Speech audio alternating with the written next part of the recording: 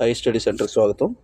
ఈ వీడియోలో ఎవరైతే ఆల్రెడీ ఎగ్జిస్టింగ్ జాబ్ చేస్తూ ఉన్నారో, లైక్ పర్టికులర్లీ పబ్లిక్ సెక్టార్లో కానీ, ప్యూర్ గవర్నమెంట్లో కానీ, ఎనీ డిఫెన్స్ సెక్టార్లో కానీ, ఎందులో అయినా ఒక జాబ్ చేస్తున్న వాళ్ళకి ఈ డీవీ టైంలో కానీ, అంటే డాక్యార్డ్ ఛార్జ్మెన్ ఇండియన్ నేవీ ఛార్జ్మెన్ యొక్క జాయినింగ్ టైంలో కానీ, డీవీ టైంలో కానీ ఏం సబ్మిట్ చేయాలి, ఎలా సబ్మిట్ చేయాలి అనడం కోసం ఈ వీడియో చేయడం జరుగుతుంది. పర్టికులర్గా మీరు గుర్తుపెట్టుకోవాల్సినటువంటి విషయం ఏంటంటే, మీకు మెయిల్లో కానీ బై పోస్ట్ కానీ ఏవైతే ఎన్క్లోజర్స్ వచ్చాయో అవన్నీ ఖచ్చితంగా ఫాలో అవ్వాలి. సో డీవీ టైంలో మీరు ఆల్రెడీ ఏదైనా జాబ్ చేస్తూ ఉంటే ఎన్ఓసి మ్యాండేటరీ అయితే కాదు, ఖచ్చితంగా సబ్మిట్ చేయాలని అయితే రూల్ లేదు. కానీ ఎప్పటికే మీరు ఆల్రెడీ రిజైన్ చేసి ఎన్ఓసి తీసుకొని ఉండుంటే వాళ్ళు ఖచ్చితంగా తీసుకెళ్ళండి. ఇక్కడ మరొక ఇంపార్టెంట్ పాయింట్ ఏంటంటే, ఈ అప్లై చేసినప్పటి నుంచి ఈ రిజల్ట్ వరకు మోర్ దాన్ 1 year అవ్వడం వల్ల ఆ టైంలో ఏ గవర్నమెంట్ జాబు రాకుండా ఉండి రీసెంట్గా ఒక గవర్నమెంట్ జాబ్ కానీ, పర్టికులర్గా పబ్లిక్ సెక్టార్లో కానీ ఒక జాబ్ వచ్చి ఉండి జాయిన్ అయ్యి ఉండుంటే అది బయోడేటా ఫామ్లో మెన్షన్ చేయాలి. మీరు ఈవెన్ దో 1 month సర్వీస్ చేసినా సరే బయోడేటా ఫామ్లో సో అండ్ సో డేట్ నాడు జాయిన్ అయ్యాను, so and so till date వరకు నేను వర్క్ చేస్తున్నాను అని చెప్పి ఖచ్చితంగా బయోడేటా ఫామ్లో మెన్షన్ చేయండి. ఇలా మెన్షన్ చేసిన తర్వాత దానికి సంబంధించినటువంటి ఎన్ఓసి ఏదైతే ఉంటుందో ఖచ్చితంగా మీరు ఎన్ఓసి సబ్మిట్ చేయాలని ఏమీ రూల్ లేదు. డీవీ కంప్లీట్ అయిపోయిన తర్వాత మీరు రిజైన్కి అప్లై చేయాలి, ఎన్ఓసికి అప్లై చేసుకోవాలి. ఆ తర్వాత జాయినింగ్ టైంలో మీరు ఖచ్చితంగా ఎన్ఓసి సబ్మిట్ చేయాలి. ఇక్కడ ఎన్ఓసి కన్నా ఇంపార్టెంట్ విషయం ఏంట్రా అంటే, మీరు ఒక కంపెనీలో ఆల్రెడీ చేస్తూ ఉండుంటే కనుక వితౌట్ అప్లయింగ్ రిజైన్ అప్లై చేయకుండా మరొక కంపెనీలో ఎక్కడా జాయిన్ అవ్వకూడదు. కాబట్టి మీరు 100% రిజైన్ అప్లై చేసిన తర్వాత మాత్రమే మీరు నెక్స్ట్ జాబ్కి జాయిన్ అవ్వండి. పర్టికులర్గా మనం ఆల్రెడీ ఒక ఎగ్జిస్టెడ్ పర్సన్ అని, అంటే పర్టికులర్లీ ఒక జాబ్ హోల్డర్ అని మనం మెన్షన్ చేస్తాం. కాబట్టి మనం రిజైన్కి అప్లై చేసిన తర్వాత రిలీవింగ్ ఆర్డర్ అని ఒక లెటర్ వస్తుంది. ఆ లెటర్ని ఖచ్చితంగా బిఫోర్ జాయినింగ్, అంటే జాయిన్ అయ్యేటప్పుడే మనం ఖచ్చితంగా ఆ రోజు చూపించకుండా మనం ఏదైనా హైడ్ చేసిన ఇన్ఫర్మేషన్స్ని వితౌట్ రిజైన్ చేసిన ప్రాపర్ ఛానల్ ద్వారా కాకుండా మీరు ఇవన్నీ ఏవైనా మిస్టేక్స్ చేసి వచ్చి జాయిన్ అయినా బ్యాక్గ్రౌండ్ వెరిఫికేషన్లో ఎప్పుడైనా మనకి ఐడెంటిఫై అయితే కనుక ఖచ్చితంగా వితౌట్ ఇంటిమేషన్తో టెర్మినేట్ చేస్తాడు. కాబట్టి ఇది మీరు గుర్తుపెట్టుకోండి. డాక్యుమెంట్ విషయానికి వచ్చేటప్పటికి మీకు ఏదైతే లిస్ట్ ఆఫ్ డాక్యుమెంట్స్ పంపించాడో, మీరు ఈవెన్ దో ఆల్రెడీ ఇండియన్ నేవీలో వర్క్ చేస్తున్నప్పటికీ కూడా మీకు ఒక లిస్ట్ ఆఫ్ డాక్యుమెంట్స్ పంపిస్తాడు. ఆ లిస్ట్ ఆఫ్ డాక్యుమెంట్స్ అన్నీ కూడా మీరు కూడా అందరితో పాటు ప్రిపేర్ చేయాలి.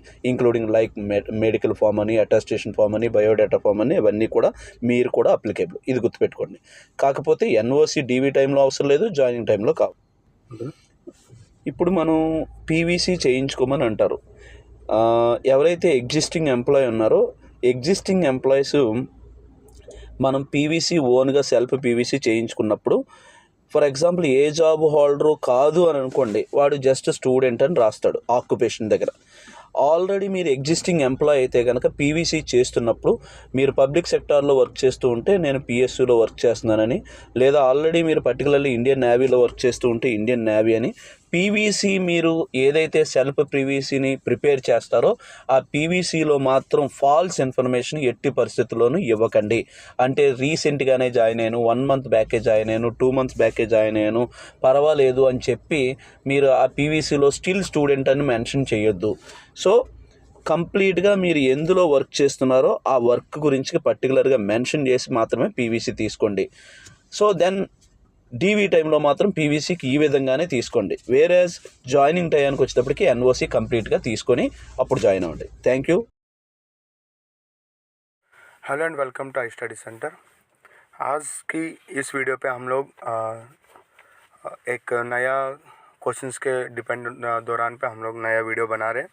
इसमें क्या है ना, अगर आप कहीं पे पहले से सर्विस कर रहे होगा, मतलब कहीं पे आप पीएसयू में या कहीं पे काम कर रहे होगा, उनके लिए ये वीडियो है।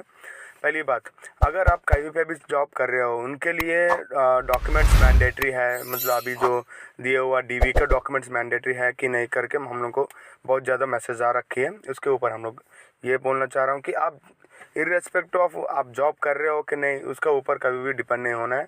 आपको सब कुछ सारा डॉक्यूमेंट्स जैसे उन्होंने बोला था वो सब आपको करके जाना ही पड़ेगा और वहाँ पे डीवी करवाना पड़ेगा।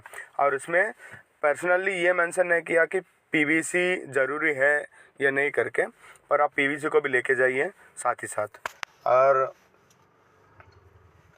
यदि अगर आप जॉब कर रहे हो और नोटिफिकेशन आके तो 1 साल से भी ज़्यादा हो गया, तो आप अगर नोटिफिकेशन आने के बाद अब अगर जॉब में लगा हो, मतलब नोटिफिकेशन से पहले जॉब में नहीं हो और नोटिफिकेशन भरने के टाइम पे भी आपको जॉब नहीं आया है, मतलब दूसरा जॉब कोई भी, अगर नोटिफिकेशन बंद हो गया और एग्ज़ाम दिया और उसके बाद यदि 1 महीने से पहले, 2 महीने से पहले या तो 10 महीने पहले अगर आप किसी जॉब को सिलेक्शन हुआ और अभी नौकरी पे हो, तो आपको ये बात मेंशन करना चाहिए।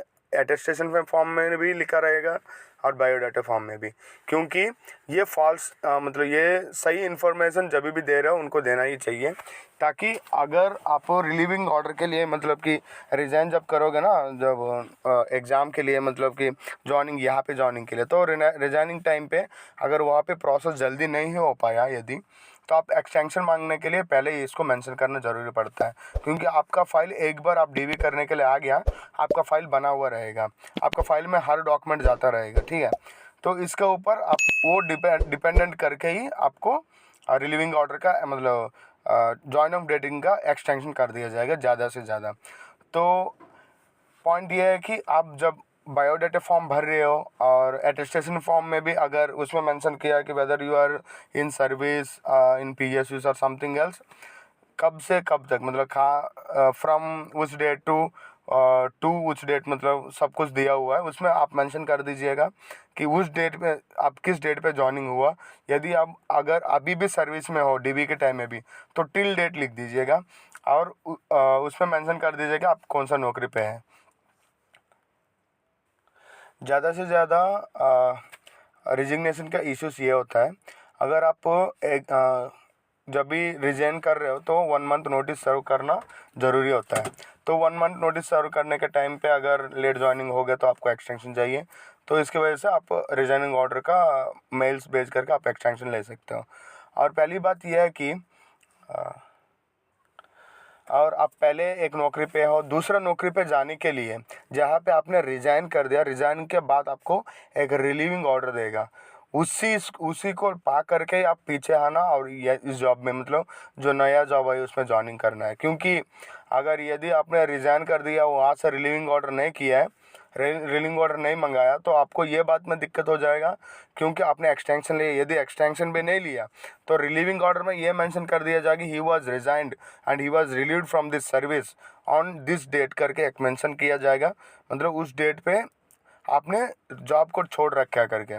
तो वो पॉइंट मुझे मतलब इन लोगों को चाहिए जहाँ पे आप ज्वाइनिंग हो रहे हो, तो मस्ट एंड शुड ये पॉइंट याद रखिएगा, जहाँ पे आप रिज़ाइन कर रहे हो वहाँ से एक रिलीविंग ऑर्डर ला करके यहाँ पे मतलब जहाँ पे आप ज्वाइन कर रहे हो वहाँ पे सबमिट करना ही पड़ेगा। ये फाइनल बात है। Thank you so much. आपको किसी बात में भी अगर डाउट हो तो आप इसमें बेफिक्र रिप्लाई कर सकते हो या तो मैसेज कर सकते हो, हम लोग रिप्लाई देने के लिए यहाँ पे हैं। Thank you so much.